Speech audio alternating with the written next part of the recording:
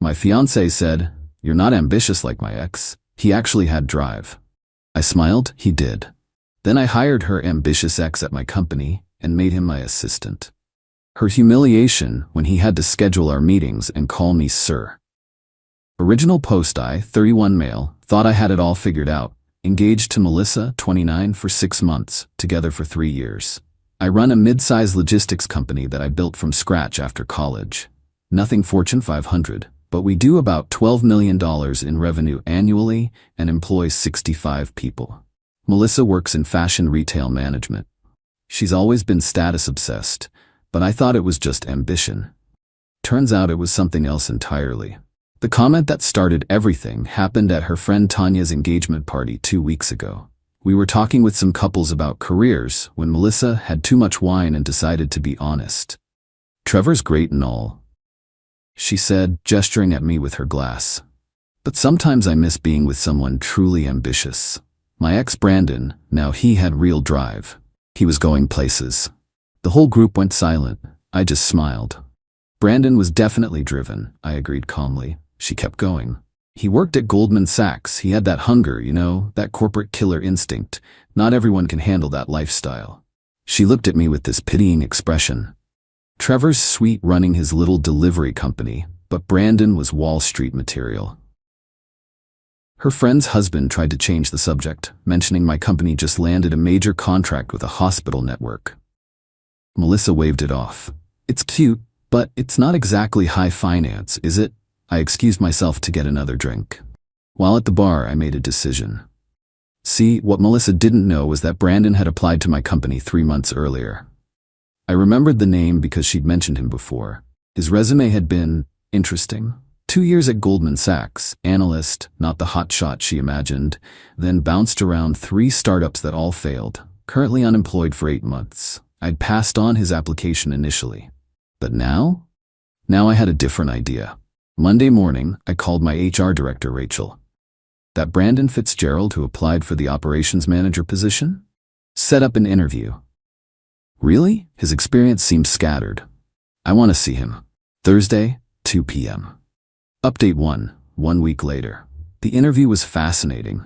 Brandon showed up in a suit that had seen better days, trying to project confidence that wasn't quite there anymore. He clearly didn't recognize my name or connect me to Melissa. Why would he? She always called me Trevor, who owns a delivery service, to her friends, not Trevor, who runs a $12 million logistics company. "So Brandon, tell me about your trajectory since Goldman Sachs." He launched into a rehearsed spiel about seeking new challenges and exploring entrepreneurial ventures. Translation: fired from Goldman, failed at everything since. "The startups didn't work out?" I asked. "Market conditions weren't favorable," he said. "But I learned valuable lessons about perseverance." Perseverance, right? Like persevering through sending 200 job applications according to his LinkedIn activity. "What interests you about logistics?" I asked. "Well, it's a growing field with stable opportunities." Translation: I desperately need a job and you're hiring. Here's where it got interesting. I offered him a position, but not the operations manager role. "I think you'd be perfect for executive assistant to the CEO." Me. His face went through several expressions: confusion, disappointment, then forced enthusiasm when I mentioned the salary. "Decent, but definitely not Goldman Sachs level. It's a great opportunity to learn the business from the top," I said. "You'd handle my calendar, travel arrangements, meeting prep, real insight into running a company." What I didn't say: you'll be scheduling my date nights with your ex-girlfriend and calling me sir in front of her. He accepted immediately. Of course he did. 8 months of unemployment does that. "Can you start Monday?" I asked. "Absolutely, Mr. Hayes. Please call me Mr. T. We keep things professional but friendly here." The best part? Melissa had no idea. I hadn't told her about the hire. She was too busy posting Instagram stories about manifesting big moves and leveling up in life. Brandon's first day was yesterday. I had him organize my office, learn our systems, and shadow me in meetings. He's competent enough, eager to please, desperate to keep this job. "Mr. T, you have a dinner reservation Thursday at 8 p.m. with Ms. Rodriguez," he said, reading from my calendar. "Actually, that's with my fiancée, Melissa Chen. Please update that." He froze. The color drained from his face. "Melissa?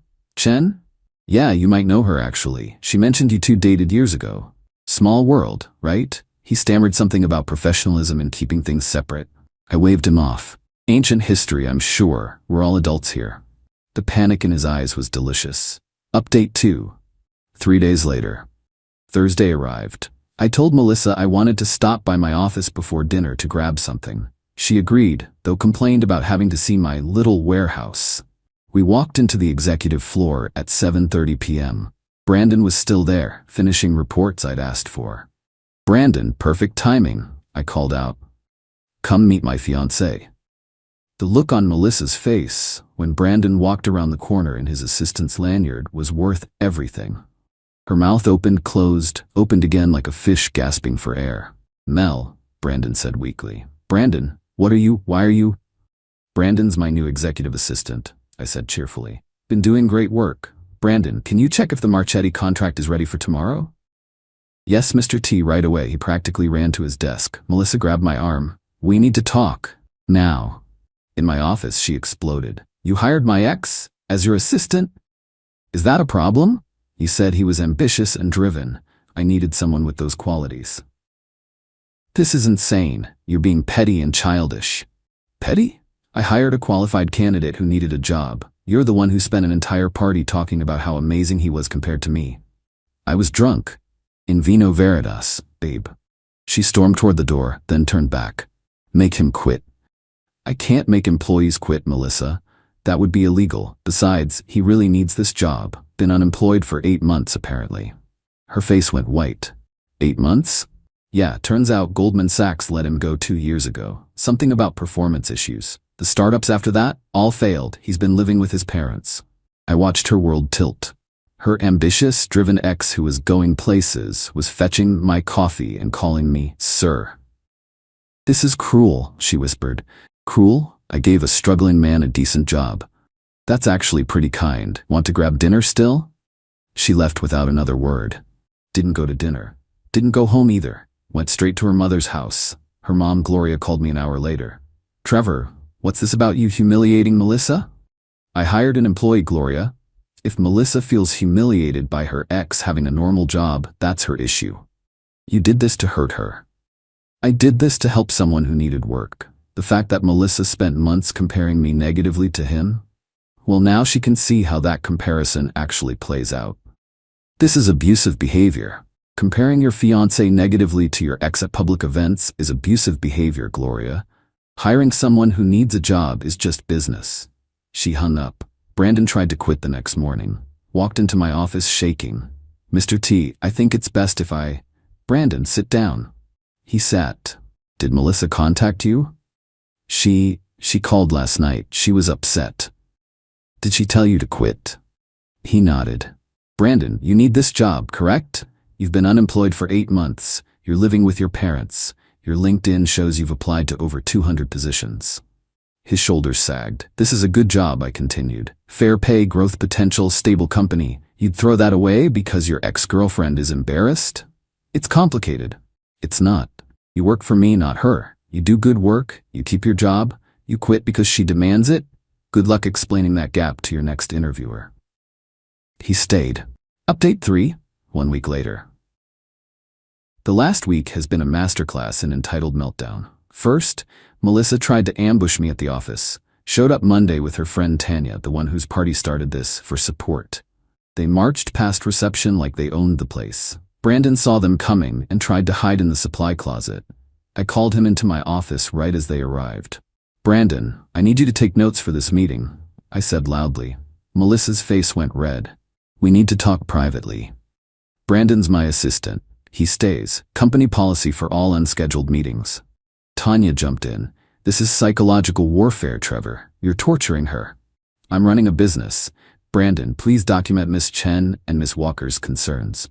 Brandon sat there with his laptop, typing frantically, avoiding everyone's eyes.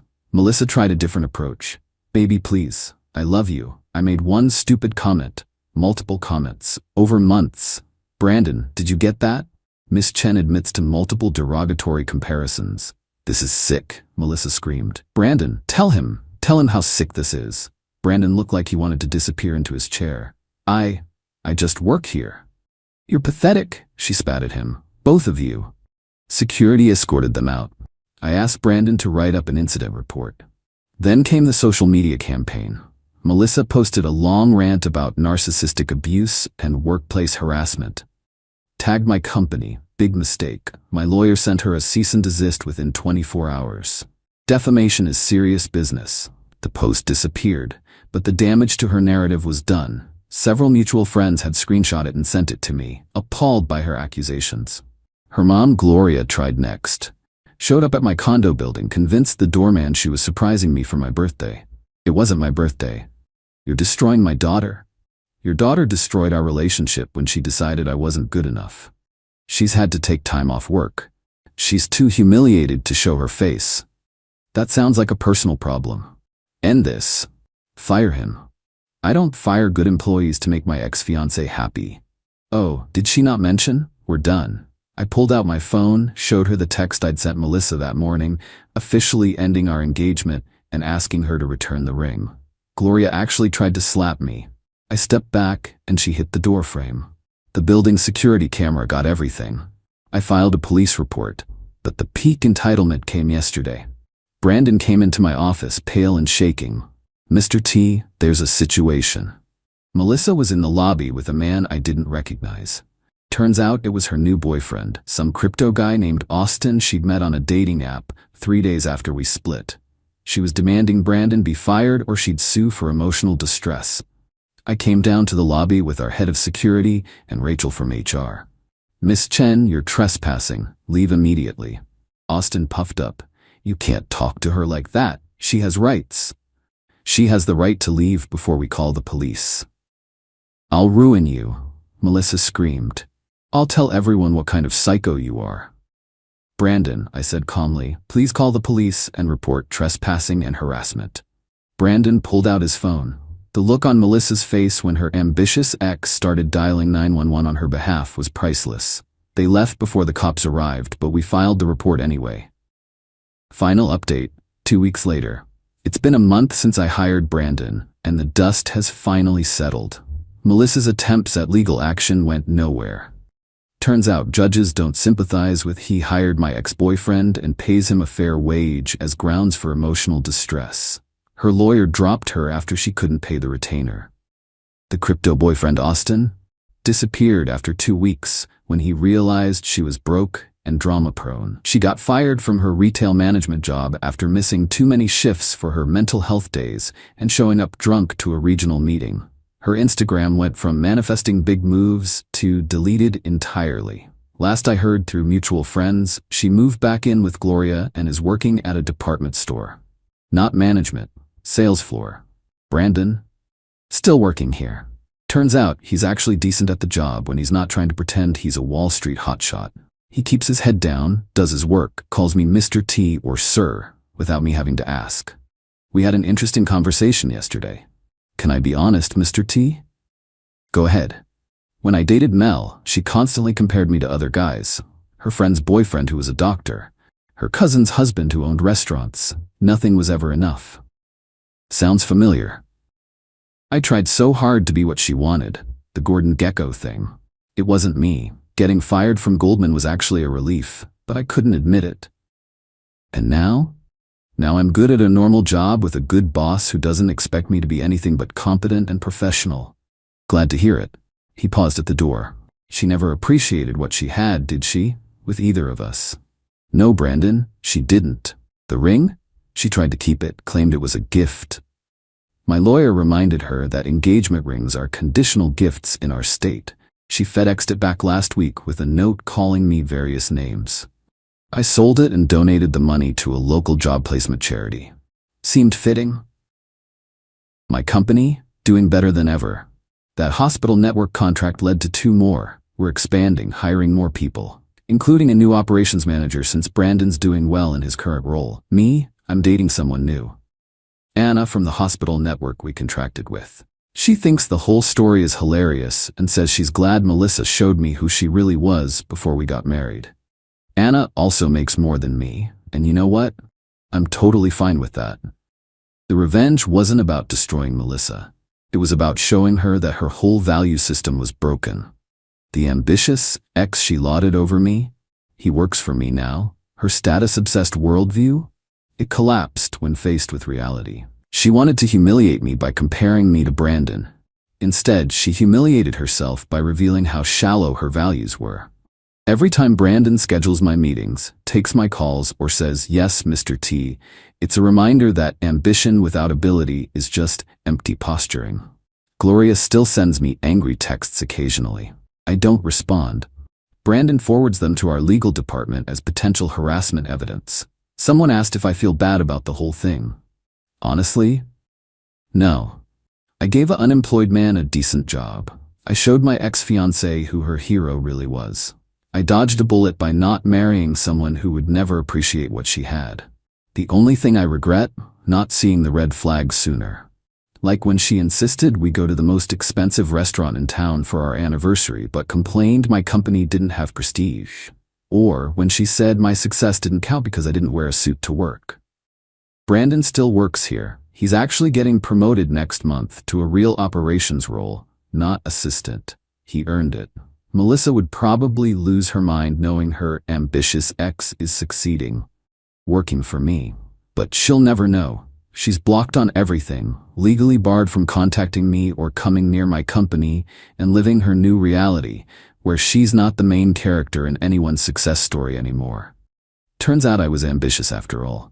Ambitious enough to build something real, while she was fantasizing about something that never existed.